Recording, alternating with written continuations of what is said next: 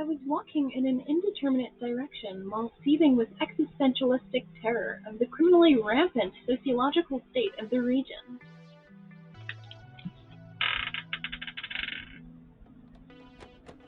That's why I'm walking around with my new invention, precisely so I can test my hypothesis about how physical matter can change states under the condition of electromagnetic radiation.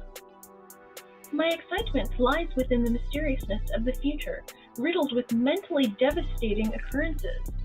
The thin, endless sheath of blackness had an all-pervading quality that reminded me of dark matter, which is a non-luminous substance devoid of a magnetic field.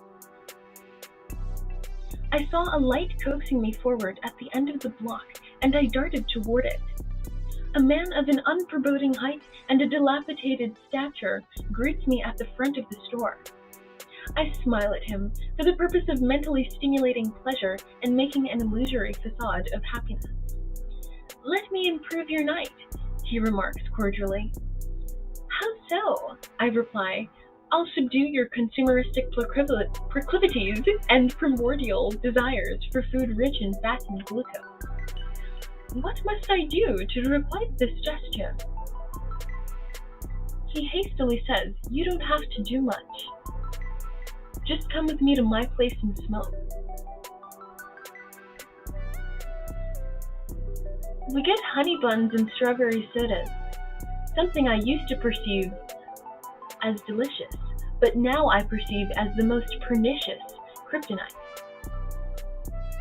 We headed to his apartment, but the journey was much longer than I expected. "When will we arrive?" I exasperate. His intoxication was already apparent in his patterned mannerism of walking crookedly. I didn't notice him pick up a can of strong wheat beer, and he began guzzling it down rather quickly. "Good things come to those who wait," he retorted.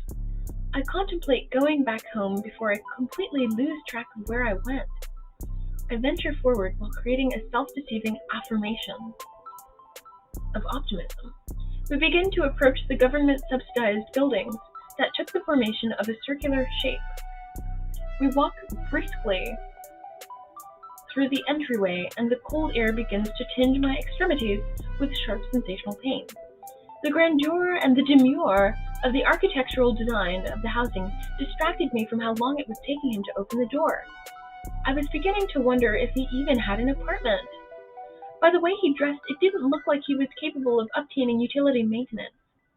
He stopped fidgeting with his keys and implored of me something that I detested to a soaringly high degree.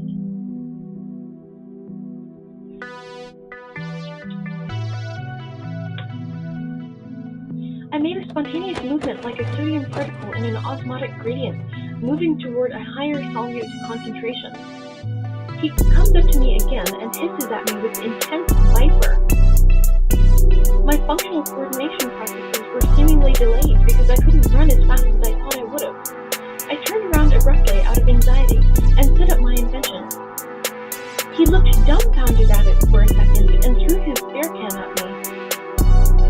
Ah! Ah!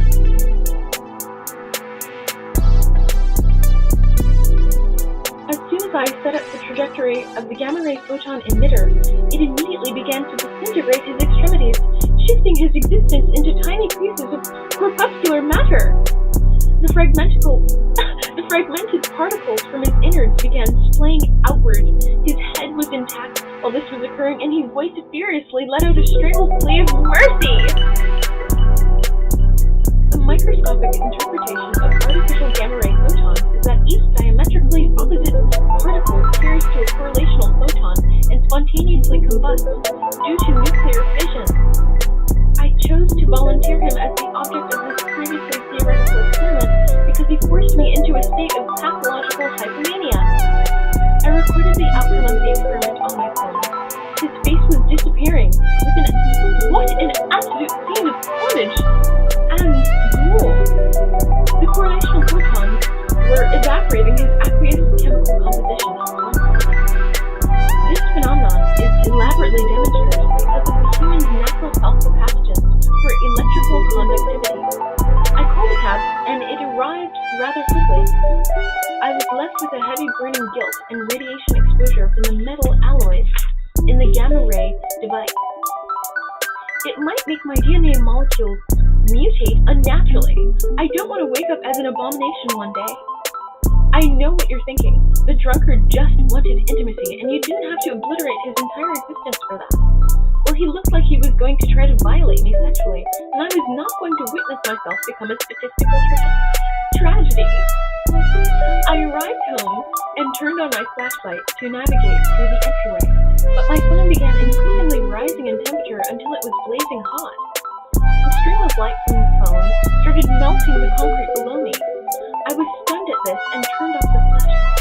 It seems that my phone has inherited powers from the device, and now I have something like a ray gun on my hands.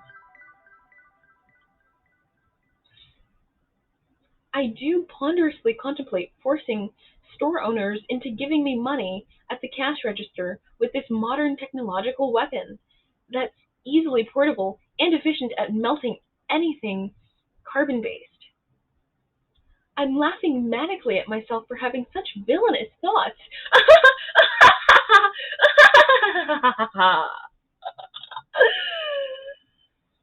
I went upstairs and fell upon my bed exhausted.